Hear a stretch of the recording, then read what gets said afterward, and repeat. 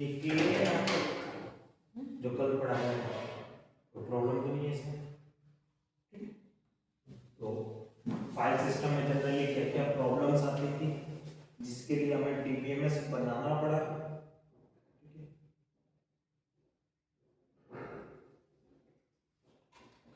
फिर डीबीएमएस में क्या क्या पॉसिबल है, डेटा एब्स्ट्रैक्शन होता है, हम 3 लेवल पे काम करते हैं, व्यू लेवल, लॉजिकल लेवल और फिजिकल लेवल। इन 3 लेवल पे जो हम काम करते हैं उसके हिसाब से स्कीमा बना दिया, व्यू स्कीमा, लॉजिकल स्कीमा और फिजिकल स्कीमा। अब डीबीएमएस इस तरीके से बनाया जाता है कि हम फिजिकल स्कीमा में कुछ भी चेंज करें, लॉजिकल स्कीमा पे हमें चेंज करने की रिक्वायरमेंट नहीं पड़ेगी। इसको बोला जाता है फिजिकल डेटा इंडिपेंडेंस। अगर लॉजिकल पे कुछ चेंज करें तो व्यू लेवल पे कुछ चेंज करने की रिक्वायरमेंट नहीं पड़ रही, तो इसको बोला जाता है लॉजिकल लेवल इंडिपेंडेंस। इंस्टेंस क्या है? एक पर्टिकुलर मोमेंट पर जो हमारा स्नैपशॉट होता है डेटा का, उसको क्या बोला जाता है? Instance model. अब हम आगे चलते हैं, बात करते हैं डेटा मॉडल्स के बारे में।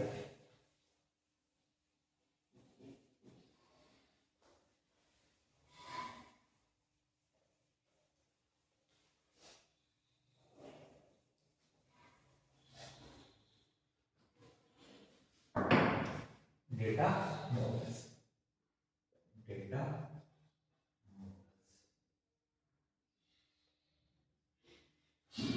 डेटा तो देखो डेटा मॉडल्स क्या है कि ये लॉजिकल और कॉन्सेप्चुअल टूल्स हैं, कॉन्सेप्ट्स है जो बेसिकली यूज करते हैं डेटा, डेटा का क्या मीनिंग है, उनके बीच में रिलेशनशिप कैसी है, उनके कंस्ट्रेंट्स कैसे हैं, उन सब की जानकारी देने के लिए हम किसका यूज करते हैं? डेटा मॉडल्स का। तो मैं लिखता हूं, देखो, it is set of logical and conceptual tools, logical and conceptual tools used to describe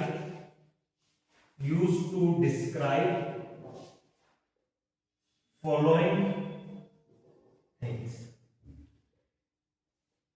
किसको डिस्क्राइब करते हैं? डेटा को, meaning of data, relationship between data and consistency conditions और constraints को क्या बोलते हैं? डिस्क्राइब। तो डेटा मॉडल क्या है?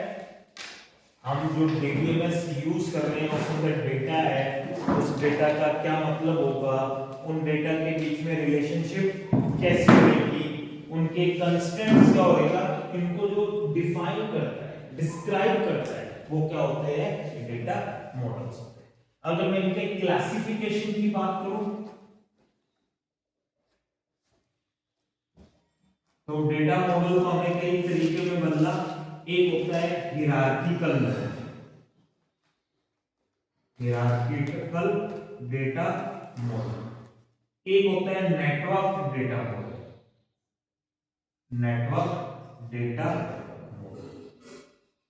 एक होता है रिलेशनल डेटा मॉडल, एक होता है ईआर मॉडल,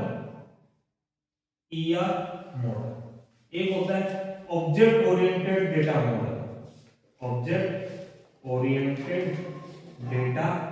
मॉडल, और एक होता है semi structured data model, semi structure.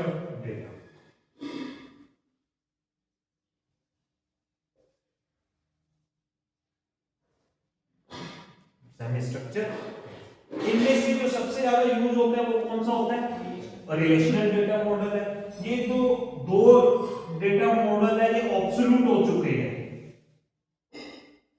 मतलब अब यूज नहीं होते, हिरार्किकल और नेटवर्क। अब जो यूज होते हैं वो कौन सा है? मोस्टली कौन सा है? रिलेशनल है, सेमी स्ट्रक्चर्ड भी होता है। ईआर कोई रियल मॉडल नहीं है, इट इज कॉन्सेप्चुअल मॉडल होती है। conceptual mode. It is conceptual mode. So conceptual mode में concept है, हम implement नहीं कर सकते ER मॉडल को, हम RDBMS को implement कर सकते हैं, रिलेशनल डेटा मॉडल को क्या कर सकते हैं, implement कर सकते हैं, हम ER मॉडल को implement नहीं कर सकते।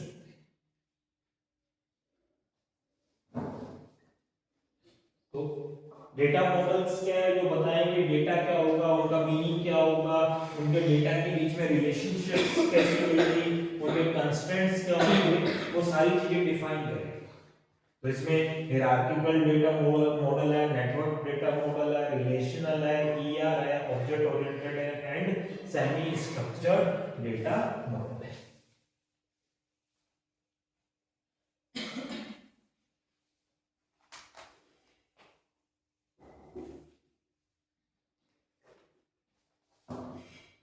सबसे पहले बात करते हैं हियरार्किकल डेटा मॉडल। इनका सिर्फ इंट्रोडक्शन टाइप का ही करेंगे हम।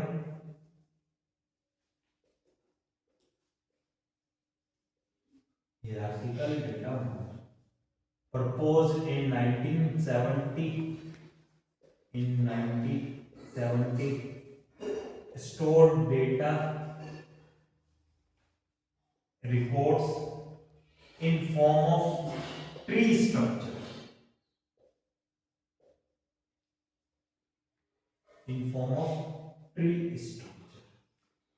डेटा को किस फॉर्म में स्टोर करता है, ट्री। और ट्री स्ट्रक्चर में क्या होता है, एक रूट एलिमेंट होता है like college, this is the root element. एक कॉलेज के अंदर क्या क्या हो सकते हैं, स्टूडेंट हो सकते हैं, कोर्स हो सकते हैं, फैकल्टीज हो सकती है, टीचर्स हो सकते हैं। तो college is the root entity, student, course, teacher, इसके क्या हो गए, चिल्ड्रन हो गए।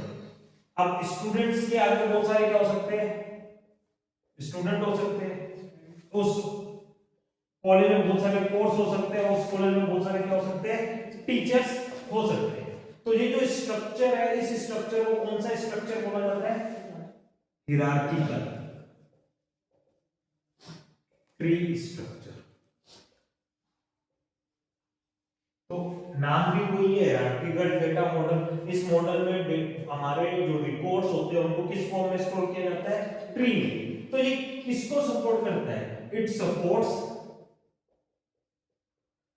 One to many relationship, it supports one to many relationship. One to many क्या, ये एक कॉलेज इन तीनों से बिलोंग करता है, ये एक स्टूडेंट आके बहुतों से बिलोंग करता है। अब इसमें आगे समझते हैं, देखो हर रिपोर्ट पे जाने का एक यूनिक रास्ता ही होगा। हम कॉलेज से चालू करेंगे, स्टूडेंट पे जाएंगे, फिर उस स्टूडेंट पे पहुंच जाएंगे। हम इस तरफ से कॉलेज से कोर्स पे जाके स्टूडेंट पे पहुंच नहीं सीख सकते। तो वहां पे सिर्फ एक ही यूनिक वे होएगा जिससे हम किसी रिपोर्ट को क्या कर सकते हैं, एक्सेस कर सकते हैं। तो there is only one unique way to access a report. Access a report.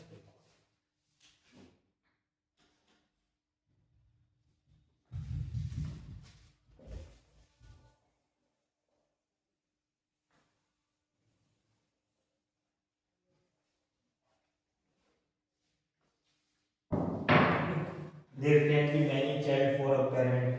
There should be a single parent for a child. ठीक है, ये सारे पॉइंट्स हैं। तो जो सबसे पहला RDBMS, जो सबसे पहला हियरार्किकल मॉडल पर DBMS बना, उसका नाम था IMS। IMS information management system.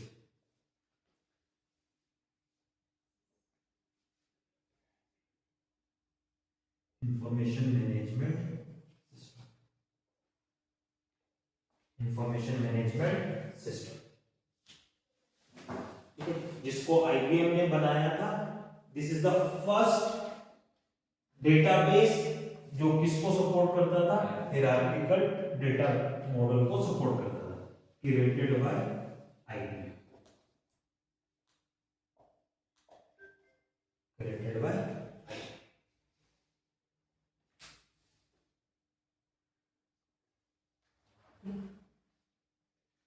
एक कॉन्सेप्चुअल है विंडोज रजिस्ट्रीज, ये एक्चुअल मॉडल नहीं है, ये कॉन्सेप्चुअल मॉडल है। कॉन्सेप्चुअल मतलब ये इसको जैसा ही सपोर्ट करता है, ये इस कॉन्सेप्ट पे ही है। रजिस्ट्रीज क्या होती है, एक रजिस्ट्री फोल्डर होता है, उसके अंदर फिर फोल्डर होते हैं, उसके अंदर क्या होता है, फिर फोल्डर्स होते हैं, मैपिंग्स होती है। तो ये कॉन्सेप्चुअल है विंडोज रजिस्ट्री, ये कौन से डेटा मॉडल को सपोर्ट करता है, हायरार्किकल डेटा मॉडल को सपोर्ट करता है। तो 1970 में प्रपोज हुआ, ट्री फॉर्म में है, ठीक है। तो किसको सपोर्ट करता है, वन टू मैनी। ग्राफ और ट्री में क्या अंतर है, ट्री ग्राफ से ही बनता है। अगर ग्राफ के अंदर मैं सभी साइकिल्स को रिमूव कर दूं, साइकिल्स का मतलब क्या है, ए बी सी, और ये ऐसा कुछ है, तो ये ग्राफ है। और एक सर्कल बन रहा है, एक साइकिल बन रही है। अगर मैं किसी एक को रिमूव कर दूं, साइकिल बनना बंद होगी ना। अब ये क्या बन गया, ट्री बन गया। अब ये क्या बन गया, ट्री बन गया।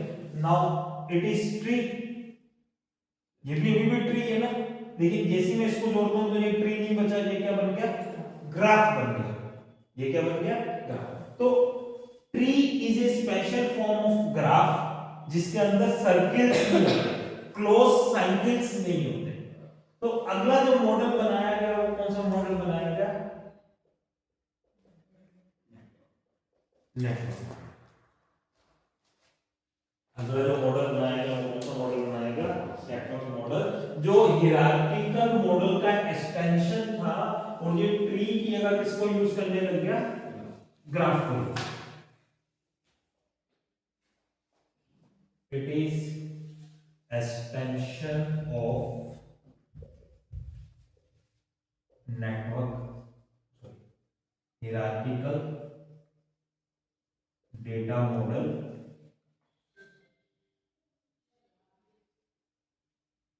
it use graph instead of tree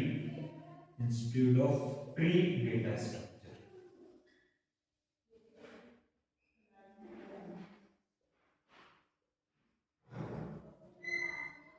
It supports one to many and many to many relationship.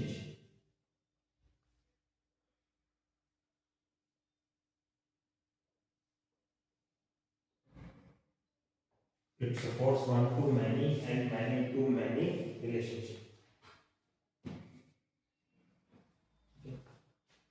It also supports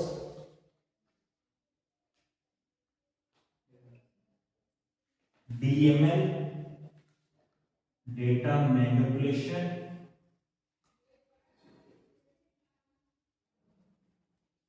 language, and DDL and DDL, data definition.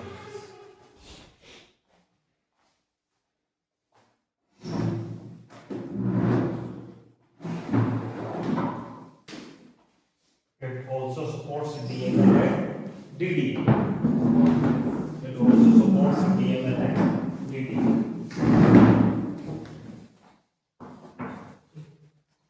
DML क्या है,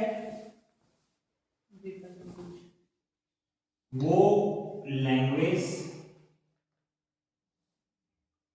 जिससे रिकॉर्ड इंसर्ट डिलीट अपडेट या select किया जाता है।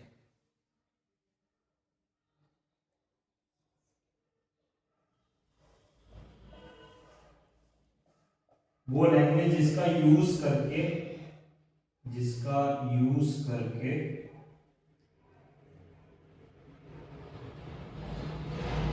Report select insert delete update किया जाता है, वो कौन सी लैंग्वेज है?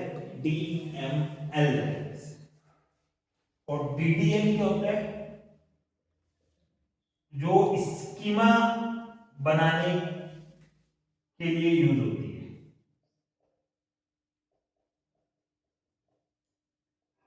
जो स्कीमा बनाने के लिए यूज होती है वो कौन सी होती है? DDL। स्कीमा क्या होती है? स्ट्रक्चर। ओवरऑल स्ट्रक्चर को हम क्या बोलते हैं? स्कीमा। तो जो स्ट्रक्चर बनाने के लिए होती है वो है DDL। जो उस स्ट्रक्चर के अंदर वैल्यूज को भरने के लिए यूज होती है, इंसर्ट अपडेट डिलीट करने के लिए होती है, वो कौन सी होती है? DML। तो network data model supports DML and DDL। मतलब हम स्ट्रक्चर भी डिफाइन कर सकते थे नेटवर्क मॉडल में, उसके बाद उसके अंदर डेटा भी क्या कर सकते थे? इंसर्ट कर सकते थे।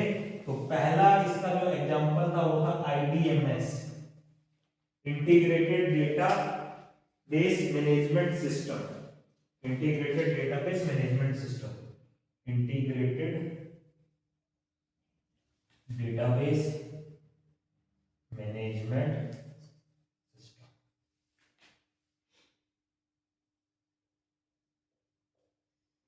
Integrated database management system.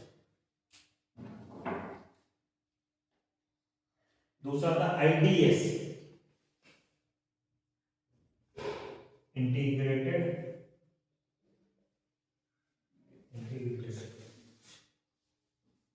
Integrated data store. ठीक है, इसको IBM ने बनाया था।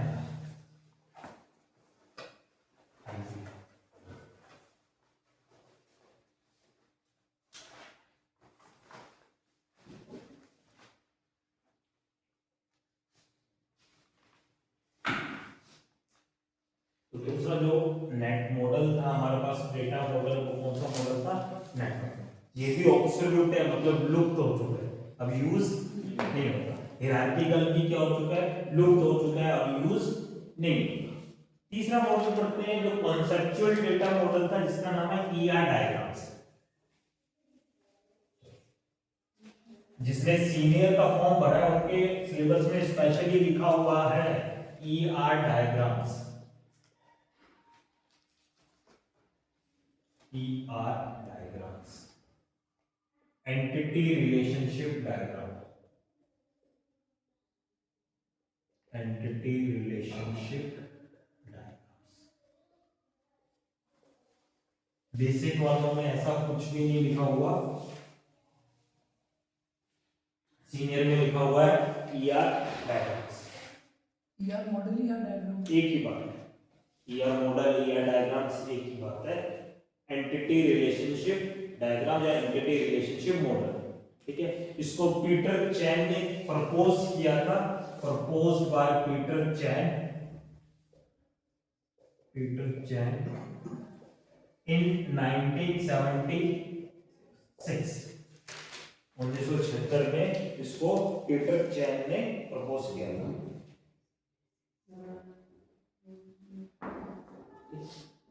It is not a high level model, ये हाई लेवल मॉडल नहीं है, हम इसको इंप्लीमेंट नहीं कर सकते। इसको इंप्लीमेंट किसके थ्रू किया जाता है? RDBMS के थ्रू किया जाता है, जो हमारा अगला मॉडल है। तो it is high level model, it is high level model, it is not a high level model because we can't implement it, we can't implement it.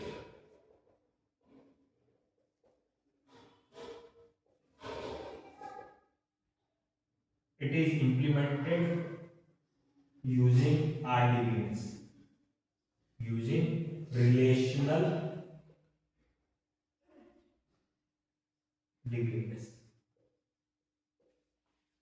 ये रिलेशनल DBMS का यूज करके ही बनाया जाता है।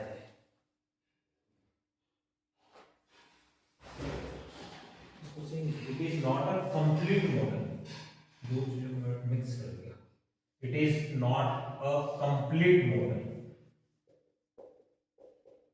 it is not a complete model। ये complete model नहीं है, क्योंकि इसको खुद से नहीं बनाया जा सकता, रियल टाइम। इसको इंप्लीमेंट करने के लिए हमें किसका यूज करना पड़ता है?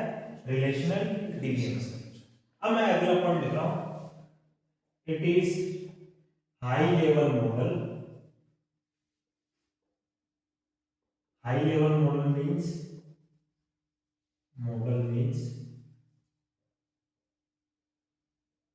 anyone can understand it।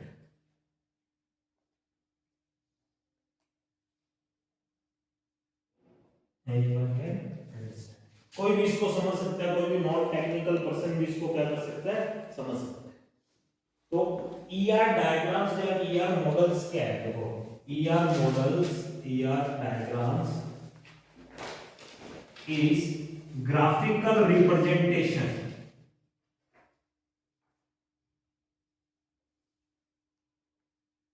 ER diagram is a graphical representation। graphical representation का मतलब है हम अलग अलग टाइप के graphical representation means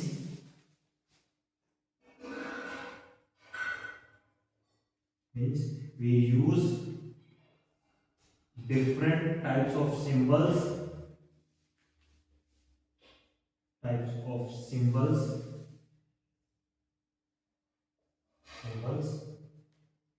to represent data, relationship between data,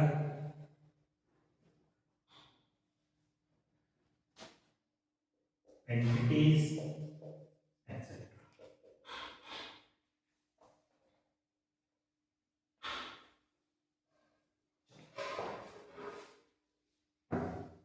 तो अब चलते हैं, तीन इंपॉर्टेंट कॉन्सेप्ट होते हैं ईआर डायग्राम्स में। ER diagrams contains A entity, B attributes, C relationship. ER diagram में तीन चीजें होती है, one is entity, second is attributes और third one is relationship.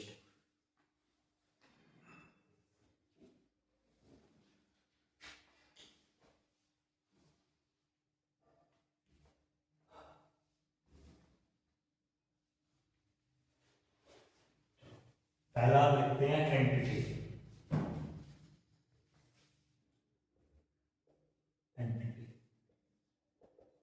Entity is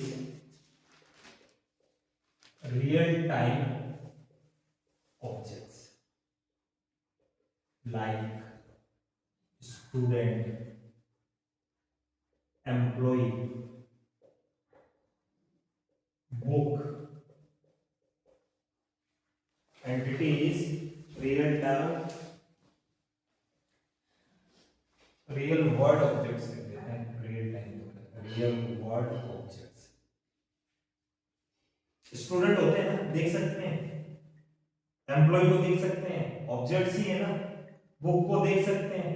okay, entity is represented by, entity is represented by rectangle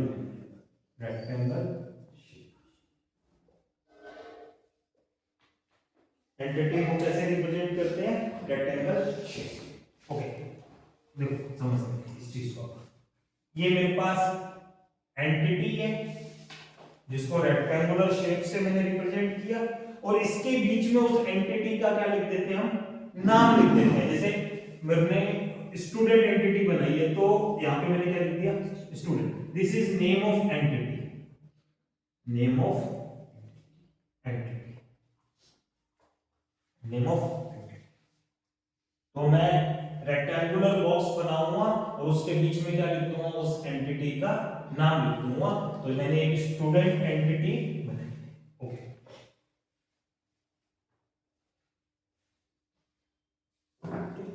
तो एक तो पहला क्वेश्चन यही मिलता है हमें कि ईआर डायग्राम में एंटिटी को रिप्रेजेंट करने के लिए कौन से सिंबल का यूज किया जाता है? आंसर है रेक्टेंगुलर बॉक्स का यूज किया जाता है। एंटिटी क्या होती है? एंटिटी किसी भी रियल टाइम ऑब्जेक्ट्स को क्या करती है? रिप्रेजेंट करती है। अगर मैं करूं मेरे पास स्टूडेंट एंटिटी, मेरे पास एक स्टूडेंट, तो we have 1 2 3 4 5 6 7 8, we have 8 students, we have 8 student. आप सबका जो ग्रुप है उसको क्या बोला जाएगा? Entity set, entity set. तो एक टर्म आती है entity set, collection of similar entities, collection of similar entities forms entity set। Similar entities का जो कलेक्शन है वो क्या बनाता है? Entity set. क्या बनाता है? Entity set. तो collection of similar entities forms entity set.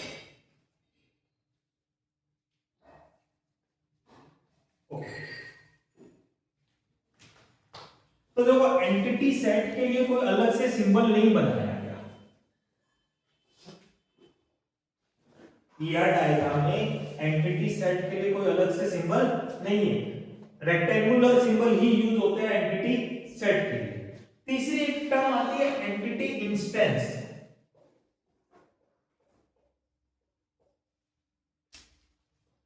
Entity instance, तो आप सबका कलेक्शन एंटिटी सेट है। अब इस कलेक्शन में जो एक पर्टिकुलर बनता है वो उस एंटिटी का क्या हो गया? इंस्टेंस हो गया। तो आप सब इंस्टेंस हो, एंटिटी सेट के आप सभी क्या हो? इंस्टेंस हो। तो एंटिटी इंस्टेंस क्या हो गया कि जो मेरी एंटिटी है उसका कोई भी एक जो रिकॉर्ड होगा वो मेरा क्या कहलाएगा? उसका इंस्टेंस कहलाएगा। तो लिखो इसमें एंटिटी इंस्टेंस में a particular object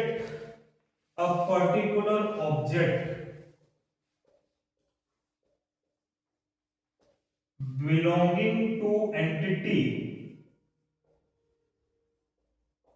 is called entity instance।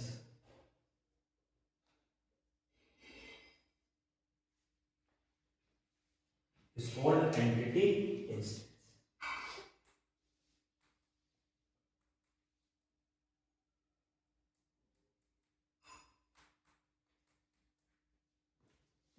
अब मेरी समझते हैं। देखो मैं कह रहा हूं कि मेरे पास एक एंटिटी है student,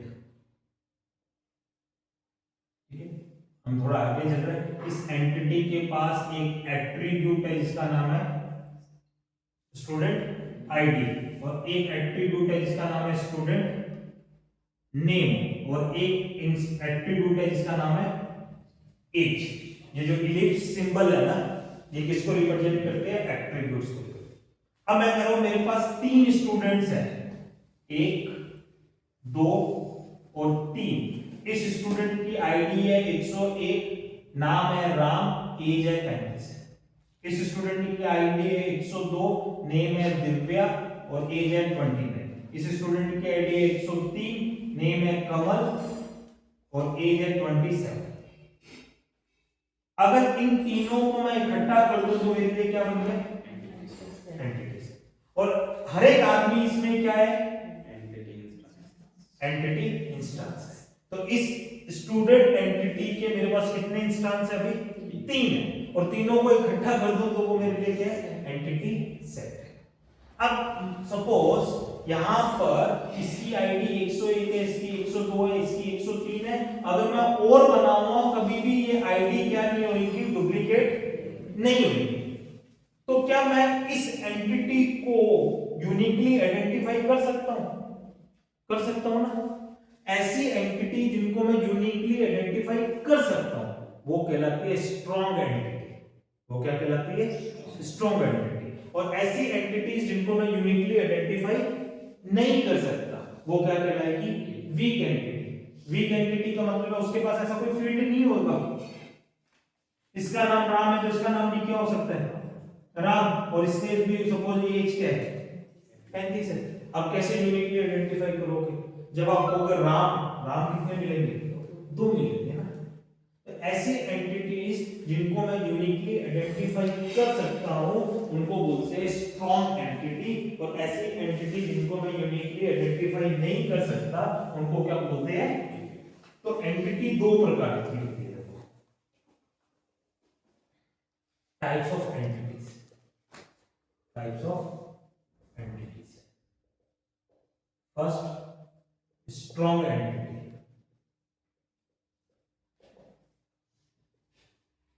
first is strong entity. लिखो इसमें, entity which have, entity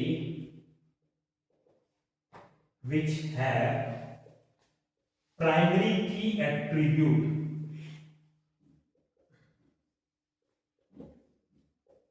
is called strong entity। Primary की एट्रीब्यूट का मतलब क्या है, दो सेम एंटिटी इंस्टेंस की वैल्यू, इंस्टेंस के लिए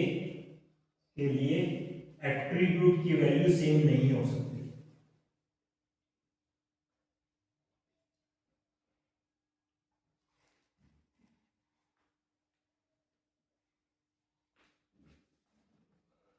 जैसे मेरे पास यहाँ पे तीन है ना, 1 2 3, इसमें मैंने कहा ये जो एट्रीब्यूट है ना ये प्राइमरी की है। देखो इसको मैं यहीं पे करता हूँ, ऐसे डिनोट करते हैं प्राइमरी की को। तो इसका मतलब है दो स्टूडेंट इंस्टेंस के लिए स्टूडेंट आईडी की वैल्यू कभी भी सेम नहीं होगी, और अगर सेम नहीं होगी तो मैं उसको यूनिकली आइडेंटिफाई कर लूंगा। सेम नहीं होगी तो मैं उसको यूनिकली आइडेंटिफाई कर सकता हूँ ना। तो वो जो एंटिटी है वो कैसी एंटिटी होगी, स्ट्रॉन्ग एंटिटी। तो सिंपल वे में ऐसे बोल दूं कि जिसके पास प्राइमरी की है वो स्ट्रॉन्ग एंटिटी है, या जिसको मैं यूनिकली आइडेंटिफाई कर सकता हूं वो क्या हो गई, स्ट्रॉन्ग एंटिटी हो गई। अब अगला पॉइंट देखो, it is denoted by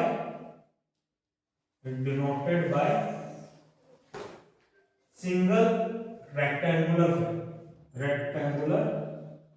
shape.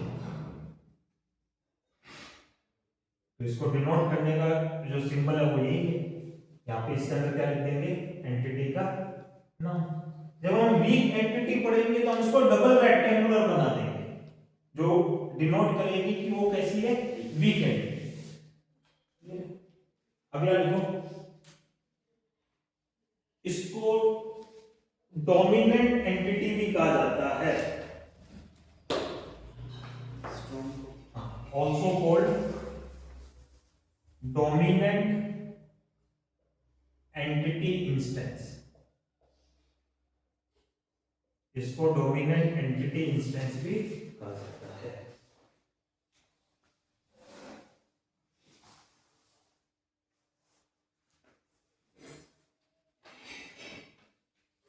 तो जो मेरा अकाउंट नंबर है, अकाउंट में क्या होता है, अकाउंट नंबर होता है जो हमेशा क्या होता है, यूनिक होता है।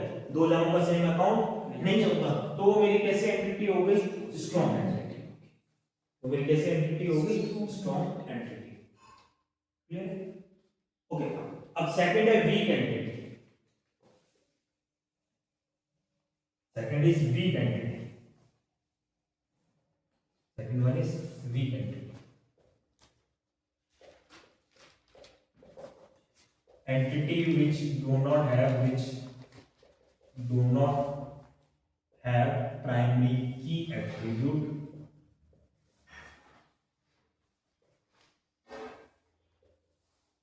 is called weak entity।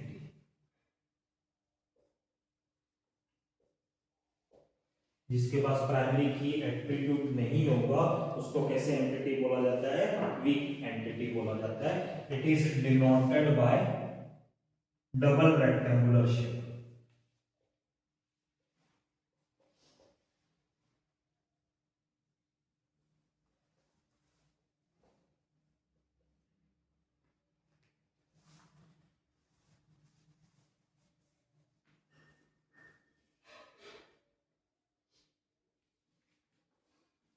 ये मेरी वीक एंटिटी हो गई, लोन। हमने क्या बना लिया, लोन बना लिया। इसको कैसा बना लिया, वीक, क्योंकि एक अकाउंट में मल्टीपल लोन्स ले सकते हैं। एक अकाउंट पे मल्टीपल लोन ले सकते हैं। तो वीक एंटिटी वो है जो प्राइमरी की जिसपे नहीं है, जिसपे प्राइमरी की है वो कैसी एंटिटी होगी, स्ट्रॉन्ग एंटिटी। तो एंटिटीज दो तरह की होती है, one is strong entity and second one is weak entity.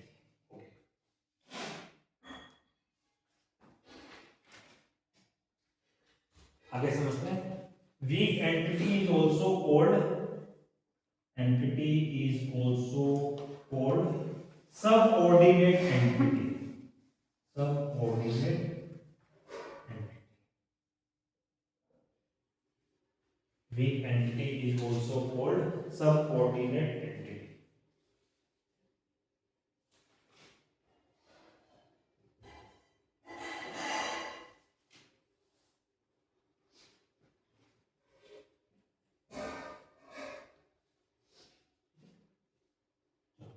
तो एंटिटी क्या है, बहुत सिंपल सा है। हम मुझे रेक्टेंगुलर बॉक्स बनाएंगे, मैं कोई भी एक एंटिटी उठाता हूं, लो मैंने एंटिटी बनाई बुक, ये मेरी क्या हो गई, एंटिटी।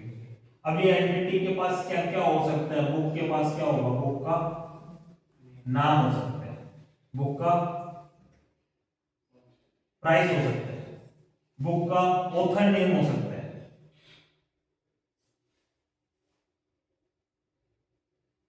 बुक का पब्लिशर नेम हो सकता है। क्या इसमें कोई ऐसा एट्रीब्यूट है जो यूनिकली आइडेंटिफाई कर ले? ऑथर नेम बहुत जनों के सेम हो सकते हैं, पब्लिशर नेम बहुत जनों के सेम हो सकते हैं, बुक का नेम भी मेबी सेम हो सकता है, प्राइस भी क्या हो सकता है, सेम हो सकता है। अगर मेरे पास ऐसी एंटिटी है जिसमें कोई प्राइमरी फील्ड नहीं है तो वो कैसी कहलाएगी, वीक एंटिटी। अगर इसमें मैं एक और ऐड कर दूं, बुक ISBN नंबर, और इसको बना दो प्राइमरी की। प्राइमरी की का मतलब दो बुक का सेम नंबर नहीं होगा, तो देन ये क्या कहलाएगी, अब स्ट्रॉन्ग एंटिटी। Strong entity. और हमेशा एक चीज याद रखना, वीक एंटिटी हमेशा किसी ना किसी स्ट्रॉन्ग एंटिटी के साथ जुड़ी होगी। वीक एंटिटी हमेशा किसी ना किसी स्ट्रॉन्ग एंटिटी के साथ जुड़ी होगी। अब उसको बीच में रिलेशनशिप को डिनोट करने के लिए ER डायग्राम में मेरे पास सेकंड चीज क्या है, रिलेशनशिप। रिलेशनशिप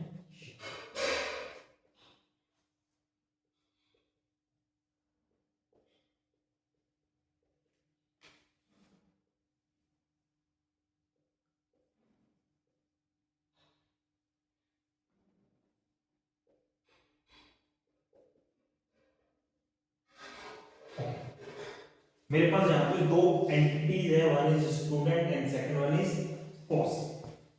स्टूडेंट और कोर्स में कैसी रिलेशनशिप है, एनरोल्स, स्टूडेंट्स एनरोल्स इन कोर्स, स्टूडेंट्स एनरोल्स इन कोर्स। ये जो बीच में डायमंड शेप सिंबल है, सिंबल, ये किसको डिनोट कर रहा है, रिलेशनशिप को डिनोट कर रहा है। तो दो या दो से ज्यादा एंटिटीज के बीच में रिलेशनशिप को डिनोट करने के लिए हम किसका यूज करते हैं, डायमंड सिंबल का यूज करते हैं। इसका यूज करते हैं डायमंड सिंबल का। तो देखो सेकंड चीज है रिलेशनशिप।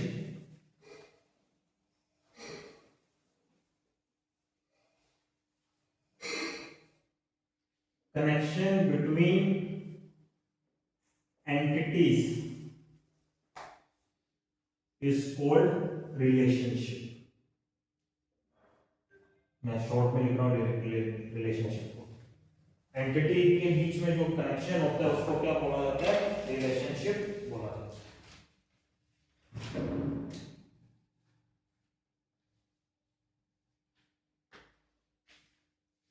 तो ऐसा लिख दो, relationship is an association, linkage between entities. Entities के बीच में लिंकिंग करने के लिए, एसोसिएशन करने के लिए किसका यूज किया जाता है, रिलेशनशिप का यूज किया जाता है।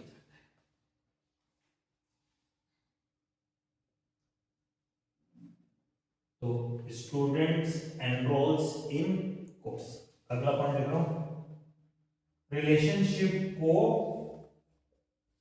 डायमंड सिंबल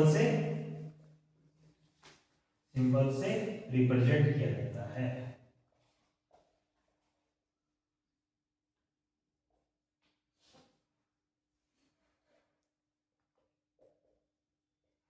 रिलेशनशिप को कौन से सिंबल से डिनोट किया जाता है? डायमंड सिंबल से रिप्रेजेंट किया जाता है। और जो बीच में हम लिखते हैं वो क्या हो गया? रिलेशनशिप का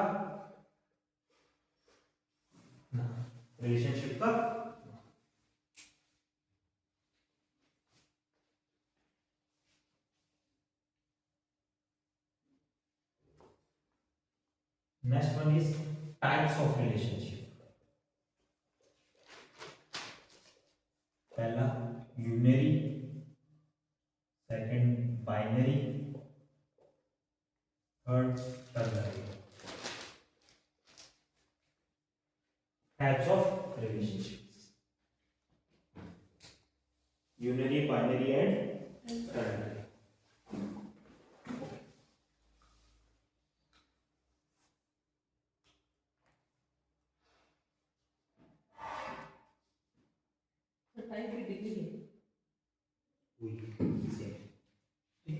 types of relation, unary, binary and ternary. Unary क्या है? अगर रिलेशनशिप एक एंटिटी के बीच में, रिलेशनशिप कितने एंटिटी के बीच में? एक। अब एक के बीच में कैसे होगी? Suppose we have employ,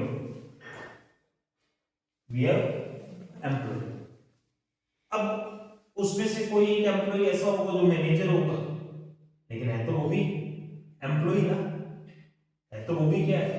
employ है। तो एम्प्लॉय मैनेज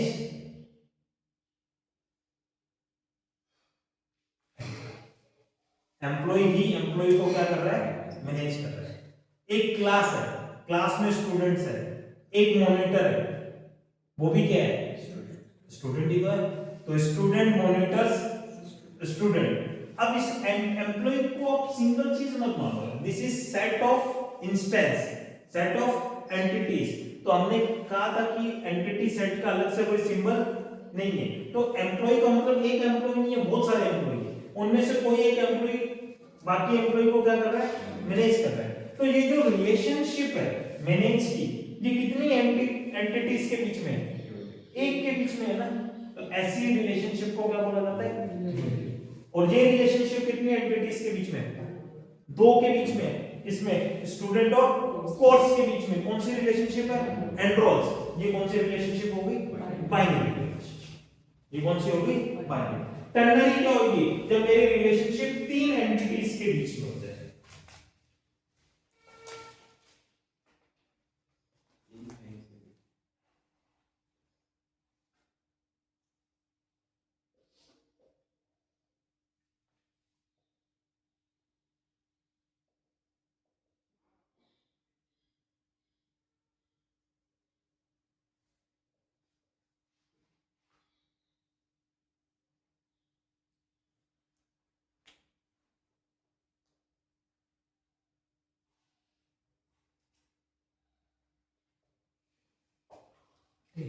तो डॉक्टर, पेशेंट एंड मेडिसिन, यहां पे मेरे पास क्या है? तीन एंटिटीज है। यहां पे मेरे पास कितनी एंटिटीज है? और ये जो रिलेशनशिप है, जो कितनी एंटिटीज के बीच में? तीन एंटिटीज के बीच में। तो ऐसे रिलेशनशिप को क्या बोला जाता है? टर्नरी। एक होता है एनरी, अगर तीन से भी ज्यादा है तो वो किसमें आगे? एनरी में ही आगे, एनरी रिलेशनशिप। तो अगर एक एंटिटी इसके बीच में है तो वो यूनरी है, दो में तो बाइनरी है, तीन में तो टर्नरी है, और तीन से ज्यादा में तो वो किसमें आ गए? एनरी। ठीक है, वहां तक तो यूज नहीं होता। जो मैक्सिमम रिलेशनशिप होती है वो कैसी होती है? बाइनरी रिलेशनशिप, जहां हम दो एंटिटीज के बीच में क्या बताते हैं? रिलेशनशिप बताते हैं। Employee and company, employee works for sir जैसे एम्प्लॉय मैनेजर और एक सीआर भी आ जाए तो तीनों ही एम्प्लॉय में होते हैं, तो ये किसमें आएगा, बाइनरी की यूनिटरी में? बाइनरी यूनिरी यूनिटरी में जिसमें तीनों सेम है। Employee works for company, teacher teach subject. तो ऐसी जो रिलेशनशिप है मोस्टली किसमें होती है, दो एंटिटीज के बीच में होती है। इनको बोला जाता है डिग्री ऑफ रिलेशनशिप, कि कितनी एंटिटीज के बीच में वो रिलेशनशिप एग्जिस्ट करती है। ये तो देखो बहुत सिंपल वे में इन्होंने बता दिया कि कैसे काम करता है। ओके, अब एक चीज और समझते हैं। अब इस चीज को ऐसे मान लेते हैं, स्टूडेंट, ये मेरी स्टूडेंट है, this is entity set of student, this is entity set of course, entity set of course. तो स्टूडेंट में मेरे पास S1 S2 S3 S4 student था, और कोर्स के अंदर मेरे पास C1 C2 और C3 था।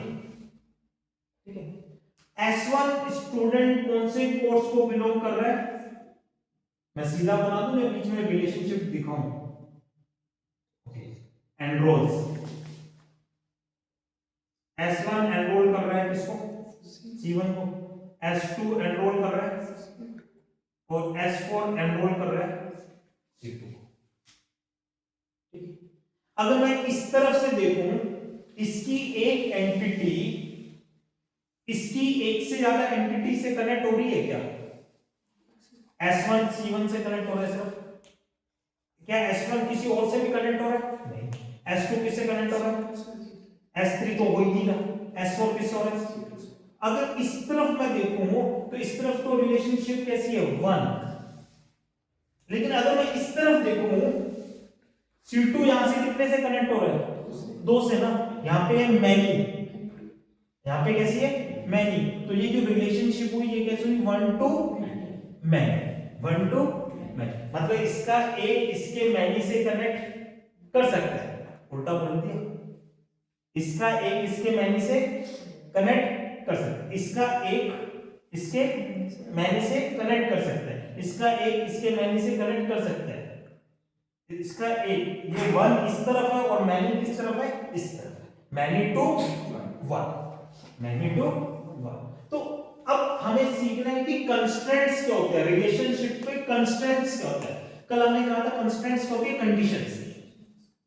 हमने रिलेशनशिप समझ ली, ये इससे ऐसे जुड़ा होगा। अब कंडीशन क्या है, यहां पे इसको मैंने छोड़ दिया ना, और यहां पे मैंने इसको छोड़ दिया। अगर मैं ऐसा कर देता,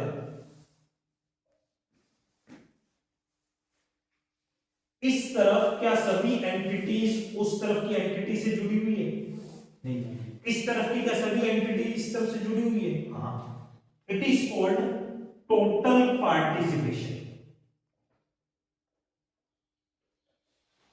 it is called as total participation. का मतलब है वहां की एंटिटी यहां की एंटिटी से जुड़ी हुई थी, वहां ऐसी कोई भी एंटिटी नहीं हो सकती जो इधर किसी एंटिटी से जुड़ी ना। टोटल पार्टिसिपेशन कैसा है, total participation, C1 C2 C3 तीनों जुड़े हुए, क्या अब टोटल पार्टिसिपेशन है? नहीं है, क्योंकि C4 वहां से कहीं से जुड़ा हुआ नहीं है। अगर मैं इस तरफ चलता हूं तो इसकी एंटिटीज छूटी हुई है, इट इज कॉल्ड एज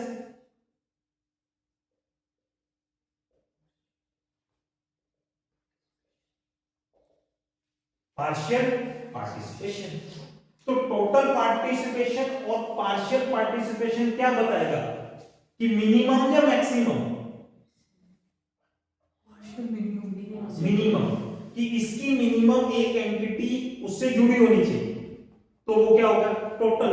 इसकी मिनिमम एंटिटी जुड़ना जरूरी नहीं है, तो वो क्या होगा, पार्शियल हो गया। वो कैसा होगा, पार्शियल हो गया। एक तो ये कंस्ट्रेंट हुए कि आपको टोटल पार्टिसिपेशन है या पार्शियल पार्टिसिपेशन। दूसरा कंस्ट्रेंट क्या हुआ, इसका 1 इसके कितनों से जुड़ सकता है, इसका 1 इसके कितनों से जुड़ सकता है। वो जो रिलेशनशिप होगी वो हम कैसे डिफाइन करेंगे, 1 to 1, 1 to many to one and many to many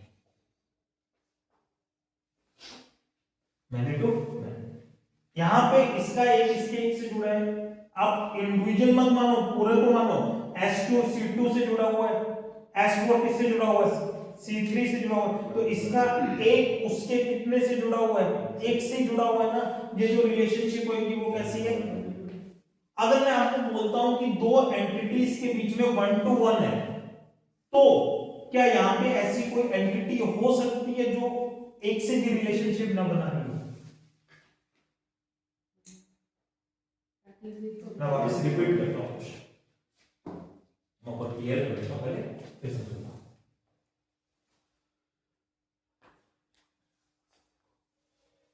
मैं कह रहा हूं, मैं बोल रहा हूं कि 1 to 1 रिलेशनशिप है, 1 to 1 रिलेशनशिप है, तो क्या 1 to 1 रिलेशनशिप होने पे यहां कोई ऐसी एंटिटी हो सकती है क्या जो वहां किसी से रिलेशनशिप ना बना रही है। एकदम हो सकती है। 1 to 1 का मतलब है इसकी एक एंटिटी उसकी एक एंटिटी से रिलेशन बनाएगी। मैक्सिमम कितनी एंटिटी से रिलेशन बनाएगी, एक से। 1 to 1 का मतलब समझो, देखो 1 to 1 ये एक एंटिटी है, ये एक एंटिटी है, ये सचिन है, ये युवराज है, ये रोहित है, ये विराट है, ये मुंबई इंडियंस है, ये पंजाब है, ये राजस्थान रॉयल्स है, ये चेन्नई है, समथिंग आईपीएल का मैच है। तो सचिन सिर्फ एक से रिलेशनशिप बनाएगा, युवराज सिर्फ एक से बनाएगा, रोहित सिर्फ एक से बनाएगा, विराट बैंगलोर था ही ऑप्शन में, तो विराट ने किसी से रिलेशनशिप नहीं बनाई। तो यहां की एक एंटिटी वहां की सिर्फ कितनी एंटिटी से रिलेशनशिप बनाएगी, एक से। यहां की एक एंटिटी वहां की कितनी एंटिटी से रिलेशनशिप बनाएगी, एक से। मैक्सिमम 1 से, मैक्सिमम। मिनिमम कहां है, मिनिमम कहां है, मिनिमम तो नहीं है ना। मिनिमम तो हमेशा क्या माना जाएगा अब, तो यहां जो रिलेशनशिप बनी वो कैसी है, इस तरफ जहां क्या है प्लेयर का नाम, और यहां क्या है इस तरफ रिलेशनशिप कैसी है, 1 to 1 हो गए, 1 to 1, 1 to many, many to 1, many to 1 to 1 and total participation, 1 to 1 and partial participation। इसको मैं हटा देता हूं एक बार ताकि कंफ्यूजन ना रहे।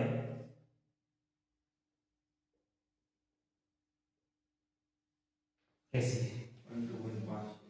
1 to 1 एंड पार्शियल। पार्शियल का मतलब क्या है, यहां पे कोई एक ऐसी एंटिटी रह सकती है जिसका किसी के साथ रिलेशनशिप नहीं है। और 1 to 1 का मतलब क्या है, यहां की एक एंटिटी वहां की मैक्सिमम कितनी एंटिटी से जुड़ सकती है, एक से जुड़ सकती है। यहां की एक एंटिटी वहां की कितनी एंटिटी से जुड़ सकती है, एक एंटिटी से। Okay, 1 to 1 and total participation होता तो ये एंटिटी भी किसी ना किसी से क्या हो रही होती। ओके, अब मेरे को बात बताना, अगर ये ऑप्शन है 1 to 1 एंड टोटल पार्टिसिपेशन, तो मिनिमम और मैक्सिमम क्या वैल्यू होगी, मिनिमम तो सर जितने हैं उतनी होगी मिनिमम। रिलेशनशिप में, रिलेशनशिप में होगी नहीं सर, मिनिमम एक होगी, मतलब यहाँ की एंटिटी वहां की एंटिटी से। एक का पूछ रहा, पूरे ग्रुप का पूछ रहा। पूरे ग्रुप का ही होता है ये जो रिलेशनशिप निकलती है, ये पूरे ग्रुप की की ही निकलती है, एक की नहीं सर निकलती। टोटल पार्टिसिपेशन में तो सारी एंट्री लेंगे ना, तो मिनिमम 1 कैसे होगा? तो टोटल यहाँ पे खाली छोड़ सकता हूँ क्या मैं? तो सबका पार्टिसिपेशन हुआ ना? हुआ ना, तो मिनिमम तो एक एंटिटी से जुड़ा ही होगा ना ये। ओके, मैं तेरा कंफ्यूजन क्लियर करता हूँ। देखो, मैं इस पूरे को क्लियर कर देता हूँ।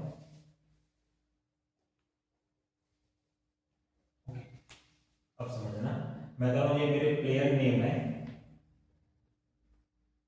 ये मेरा टीम नेम है, प्लेयर नेम, ये मेरा प्लेयर नेम का एंटिटी सेट है, ठीक है।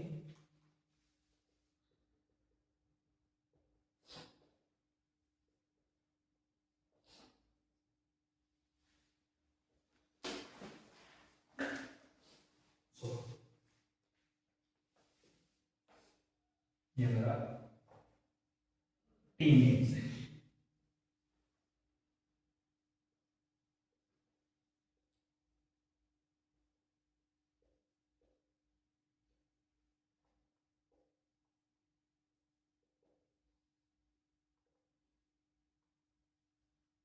दिल्ली, और ठीक है, ये मेरा रिलेशनशिप है।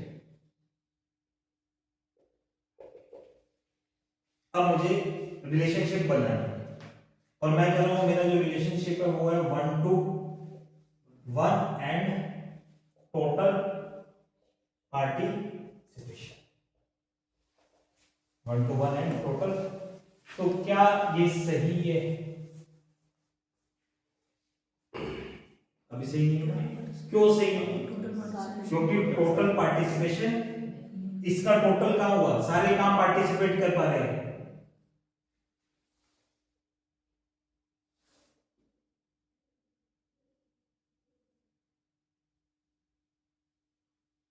क्या ये सही है? ये 1 to 1 नहीं बन रहा ना, मैं इस तरफ छोड़ देता हूं, इसको डैश डैश डैश कर देता हूं। अब सही है, अब सही है, क्योंकि इसका 1 इसके मैनी से कर सकता है ना, इसका 1 इसके मैनी से कर, और ये टोटल पार्टिसिपेशन है, अभी ये पांचों पार्टिसिपेट कर रहे हैं ना वहां पे।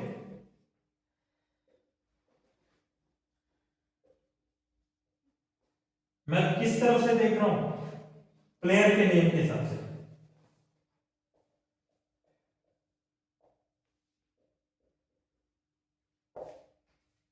क्या ये पार्शियल पार्टिसिपेशन हो गया? पार्शियल हो गया ना, ये किसी भी चीज टीम में पार्टिसिपेट नहीं कर रहा, तो ये कैसा हो गया? पार्शियल पार्टिसिपेशन हो गया। क्या यहाँ पे 1 ही है ना? सौरभ कितने से खेल रहा है? दिल्ली से, दिल्ली के लिए खेल रहा है। रोहित कितने से खेल रहा है? दिल्ली। क्या अगर मैं रोहित के साथ ऐसा एरो बना देता, यहाँ 1 था, ये उसके कितने इंस्टेंस से जुड़ गया? मैनी से, तो ये 1 to 1 नहीं रहेगा, क्या रहेगा? 1 to मैनी रहेगा, 1 to। एक्चुअल में ये जो देखना है ना, वो आप किस तरफ से देख रहे हो उस पर डिपेंड कर रहा है। आप प्लेयर नेम की तरफ से देख रहे हो या टीम नेम की तरफ से। तो टोटल और पार्शियल पार्टिसिपेशन क्या बताया कि मिनिमम कोई जुड़ेगा या नहीं जुड़ेगा? पहला जो केस बता रहे थे 1 to मैनी, मैनी to 1 होगा ना। फिर एकदम फर्स्ट जब हमने डैश बनाया था तब आपने 1 to मैनी बोला था, बट उस टाइम पे युवराज दिल्ली से मिल, मतलब युवराज नहीं था, सौरभ और दो जने दिल्ली से मिल रहे थे। मैनी टू 1 हो गया। हाँ, वो मैनी to 1 में वो मैनी टू 1 हो गया, क्योंकि ये दोनों एक से ही क्या कर रहे थे? बिलोंग कर रहे थे। तो टोटल पार्टिसिपेशन और पार्शियल पार्टिसिपेशन तो मुझे क्या बता रहा है? मिनिमम करेगा या नहीं करेगा, और ये मुझे क्या बता रहा है? मैक्सिमम कितनों से करेगा। वो मुझे क्या बता रहा है कि वो करेगा या नहीं करेगा।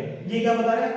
कितनों से करेगा। अब मुझे आप बात बताओ, एक टोटल पार्टिसिपेशन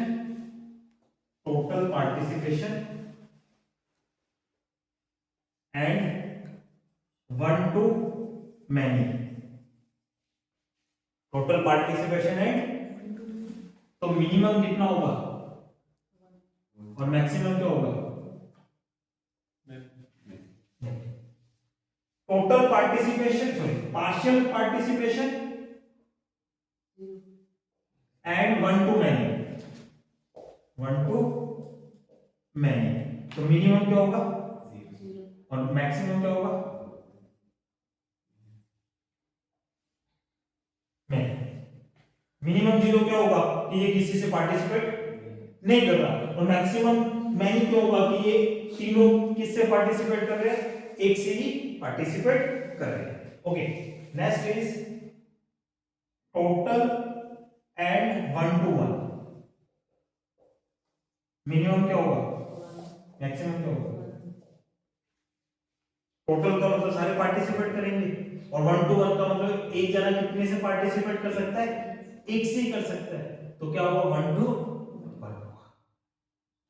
ओके, तो देखो रिलेशनशिप के अंदर हम कंडीशंस लगा रहे हैं। तो देखो मैं लिख रहा हूं आगे, cardinality constraints, cardinality constraint, constraint जो रिलेशनशिप पे लगाए जाते हैं, कंस्ट्रेंट जो रिलेशनशिप पर लगाए जाते हैं।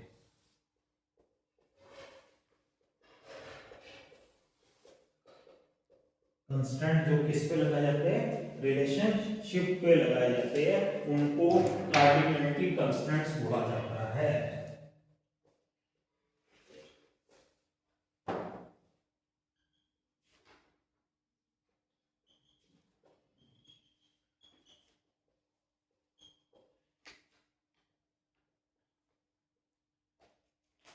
अगर मैं कार्डिनलिटी कंस्ट्रेंट्स के बारे में समझाऊं तो ये दो होते हैं, एक जो मिनिमम वैल्यू बताते हैं और एक जो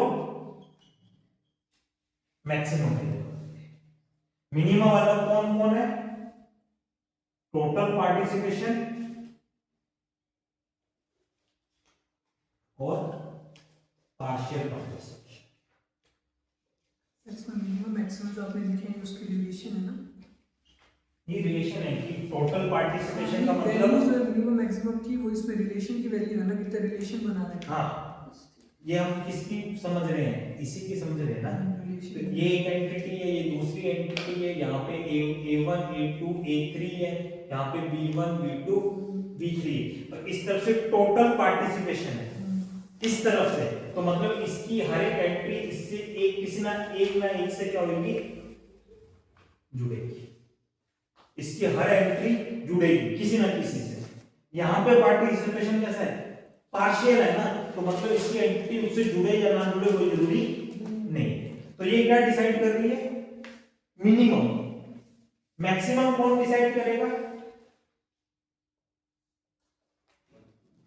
one to one, one to many, many to one और many to many, many to. उसी डायग्राम में अगर मैं ऐसा कर दूं, Sachin, Yuvraj, Rohit, India, South Africa, Australia, तो relationship play, Sachin play for India, Yuvraj play for India and Rohit play for India. तो यहाँ पे रिलेशनशिप चेंज होगी ना, यहाँ पे ये तीनों किससे खेल रहे हैं, इंडिया से खेल रहे हैं, तीनों किससे खेल रहे हैं, इंडिया से खेल रहे हैं। तो यहाँ पे ये वन है और ये क्या है, इसका एक इसके मैनी से क्या हो रहा है, कनेक्ट हो रहा है। तो यहाँ पे मैक्सिमम, अगर इस डायग्राम की मैं बात करूं तो मैक्सिमम क्या हो गया, उस तरफ से देखने में, उस तरफ से देखने। तो टोटल पार्टिसिपेशन और पार्शियल तो बताते हैं कि मिनिमम वैल्यू क्या होगी, और मैक्सिमम वैल्यू के लिए क्या होता है, one to one, one to many, many to one and many to many. अब इनको डिनोट करने के अलग अलग स्टाइल है।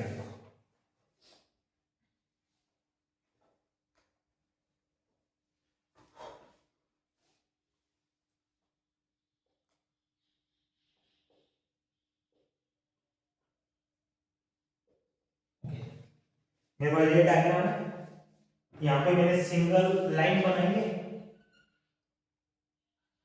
ये डिनोट करती है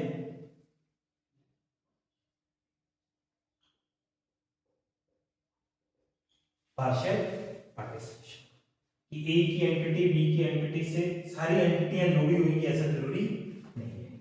ओके, ए रिलेशनशिप बी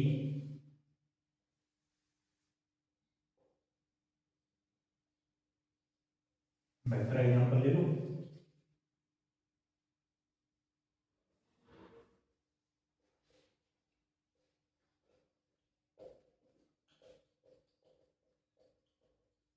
टोटल आप बिना अमाउंट के क्या नहीं ले सकते, लोन नहीं ले सकते। अगर आप किसी बैंक में लोन लेना चाहते हो तो आपको उस बैंक में क्या होना चाहिए, अकाउंट होना चाहिए। लेकिन अगर आपका अकाउंट है तो आपका लोन भी होगा ऐसा जरूरी नहीं है।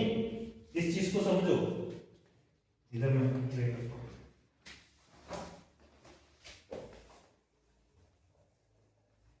ठीक है, ये प्रैक्टिकल एग्जांपल है।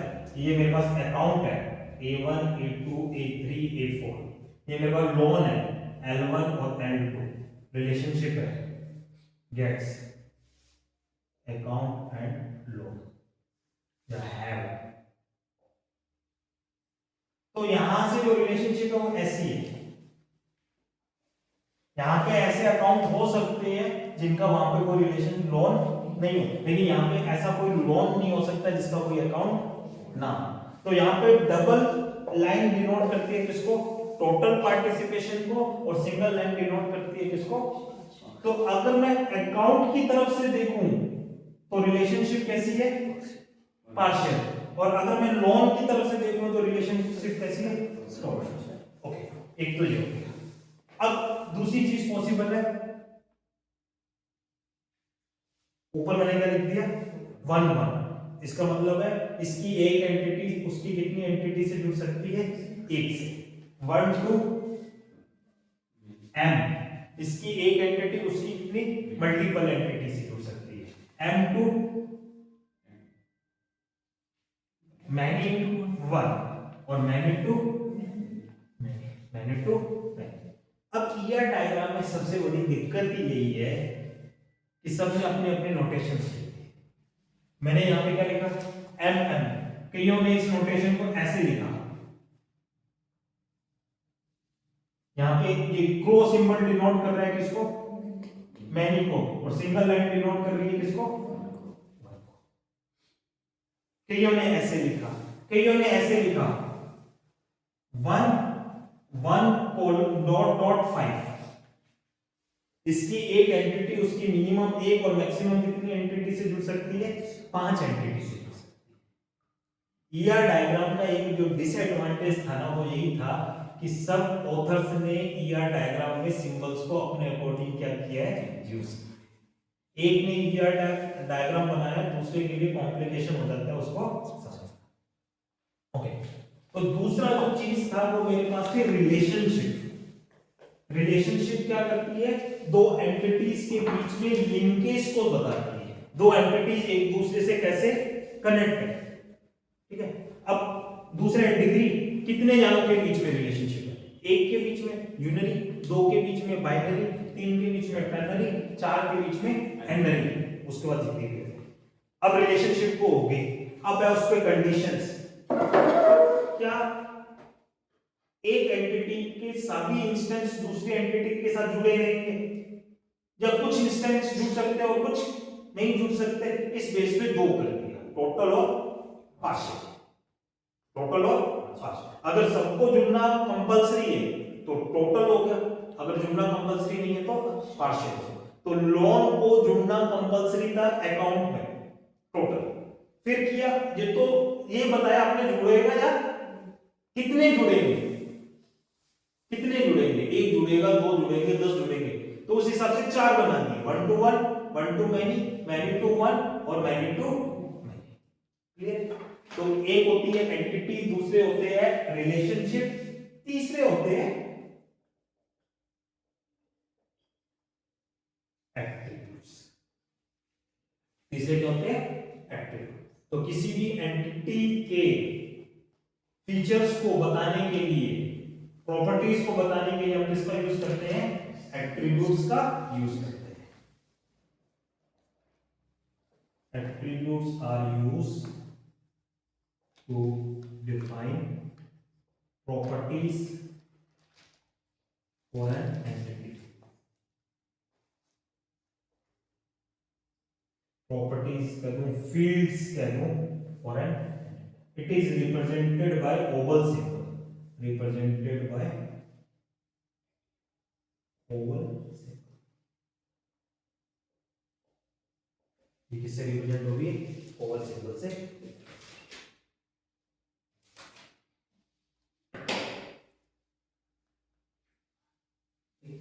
नेक्स्ट देखो, values of attributes create entity instance.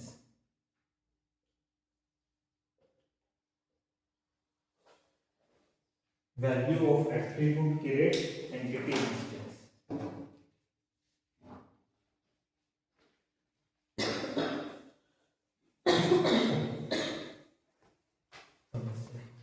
देखो, ये मेरे पास एक एंटिटी, सपोज स्टूडेंट. स्टूडेंट के कुछ एट्रीब्यूट्स है. स्टूडेंट की आईडी, उसका डेट ऑफ बर्थ, उसका नाम, उसका एड्रेस, उसका मोबाइल नंबर.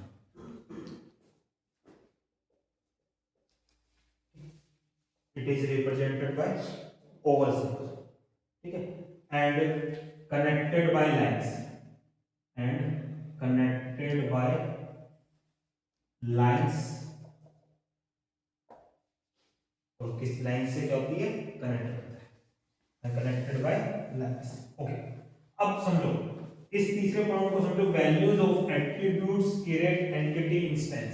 मेरे पास एट्रीब्यूट्स है. Student ID 1, date of birth 15/08/1995, name Ram, mobile number 7876 जो भी है, और उसका जो भी एड्रेस है. ये पहला हुआ. तो इस पूरे को हम एक क्या बोलेंगे? इंस्टेंस. फिर ऐसा दूसरा, तो वो क्या होगा? दूसरा इंस्टेंस. ऐसा तीसरा, वो क्या होगा? तीसरा इंस्टेंस. और ये सभी इंस्टेंस मिलकर क्या बना देंगे? एंटिटी सेट बना देंगे. सभी इंस्टेंस मिलकर क्या बना देंगे? देखो मैं थोड़ा सा फास्टली चलता हूं.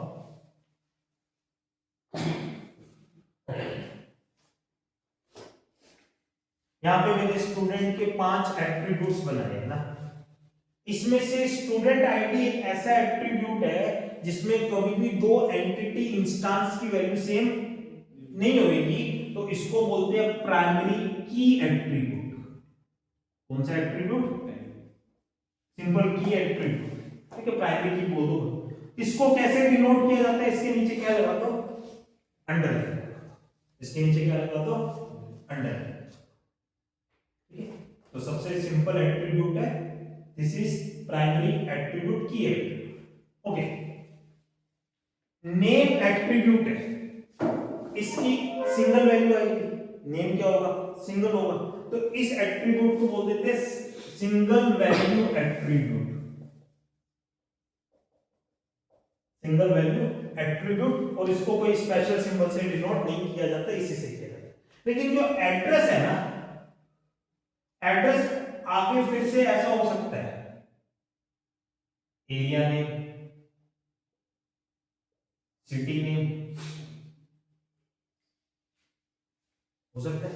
वो एट्रीब्यूट जिसके आगे फिर से और एट्रीब्यूट्स हो सकते हैं, इस एट्रीब्यूट को बोला जाता है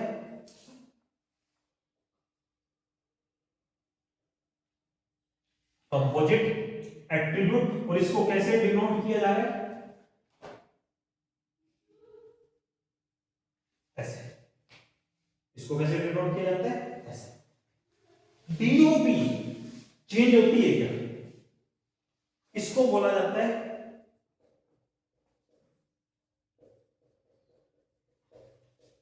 वो एट्रीब्यूट जिसकी वैल्यू एक बार आने के बाद चेंज नहीं होती. वो कैसा एट्रीब्यूट होता है?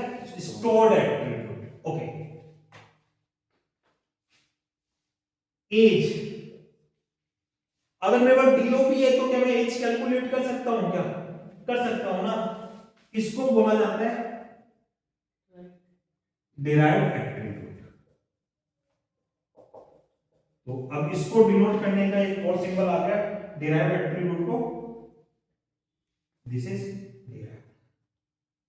ये कौन सा है? की। ये कौन सा है? कंपोजिट। ये कौन सा है? कंपोजिट। ये कौन सा है? की एट्रीब्यूट। ये कौन सा है? Derived attribute. और आजकल कॉमन ट्रेंड हो गया मल्टीपल मोबाइल नंबर रखना। एक जाने की क्या है? मल्टीपल मोबाइल नंबर है। तो ये जो एट्रीब्यूट है मोबाइल नंबर वाला, इस एट्रीब्यूट को बोला जाता है मल्टी वैल्यूड एट्रीब्यूट। और इसको डिनोट करने का तरीका है डबल इलिप्स, डबल ओवल। तो देखो बहुत सारे आ गए मेरे पास, this is derived, this is key, this is multi valued and this is composite। अगर इन दोनों को मिला दूं तो एक और एट्रीब्यूट बनता है जिसको बोलते हैं कॉम्प्लेक्स एट्रीब्यूट। कैसे? ये मैं एड्रेस यहां से एक बार रिमूव कर देता हूं और इस एड्रेस को, इस मोबाइल नंबर को किस में रख देता हूं?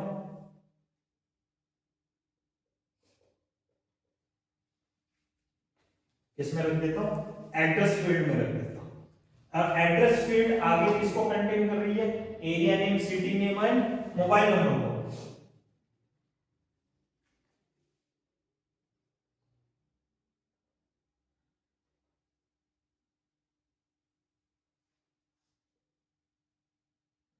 एरिया नेम, चलो एरिया नेम लिखता हूं। एरिया नेम में आगे मैंने कह दिया हाउस नंबर, लैंड नंबर। तो ऐसा एट्रीब्यूट जो कंपोजिट और मल्टी वैल्यू एट्रीब्यूट से मिलके बनता है, उस एट्रीब्यूट को कौन सा एट्रीब्यूट बोल देते हैं? Complex attribute. तो एट्रीब्यूट्स के अलग अलग सिंबल के अकॉर्डिंग हम एट्रीब्यूट्स को भी क्या कर देते हैं? अलग कर देते हैं। This is address attribute, this is student ID, जिसके नीचे अंडरलाइन है तो ये कौन सा हो गया? की एट्रीब्यूट। अगर डैश ओवल बना हुआ तो कौन सा हो गया? डिराइव्ड। अगर डबल ओवल बना हुआ तो कौन सा हो गया? Multi value. अगर ऐसा बना हुआ तो क्या हो गया? Composite attribute. तो एट्रीब्यूट्स के आगे फिर से क्या होते हैं? टाइप्स होते हैं। क्लियर है? तो तीन चीजें, एंटिटी क्या होती है, रिलेशनशिप क्या होता है और एट्रीब्यूट्स क्या होते हैं। एंटिटी कोई भी real time objects, real world objects, entity उसके जो प्रॉपर्टीज या फील्ड्स होते हैं वो उसके क्या होती है? एट्रीब्यूट्स। एट्रीब्यूट्स के बहुत सारे क्या होते हैं? दो एंटिटीज के बीच में रिलेशन, दो या दो से ज्यादा के बीच में रिलेशन, वो क्या होता है? Relationship. Total participation and partial, one to one, one to many, many to one and many to many relationships. ये बताते हैं एक एंटिटी का कितना इंस्टेंस दूसरी एंटिटी के कितने इंस्टेंस से जुड़ सकता है। एंटिटी, एंटिटी सेट और एंटिटी इंस्टेंस, तीनों चीज क्लियर है? एंटिटी सेट क्या, एंटिटी इंस्टेंस क्या हुआ? आप इंडिविजुअल एंटिटी इंस्टेंस हो स्टूडेंट का, सबको मिला दूंगा तो एंटिटी सेट। रिलेशनशिप किसमें होती है? एंटिटी इंस्टेंस के बीच में होती है। रिलेशनशिप किसके बीच में होती है? एंटिटी इंस्टेंस के। हम बार-बार डायग्राम बना रहे हैं C1, C2, C3, ये सब एंटिटी इंस्टेंस है। रिलेशनशिप किसके बीच में होती है? एंटिटी इंस्टेंसेस के बीच में। किसने मॉडल दिया था? पीटर चैन ने। कब दिया था? 1976। कॉन्सेप्चुअल मॉडल है, प्रैक्टिकल मॉडल नहीं है। प्रैक्टिकल इसमें किसका यूज होता है? RDBMS का। क्लियर है? चलते हैं टेस्ट के टॉपिक क्या है?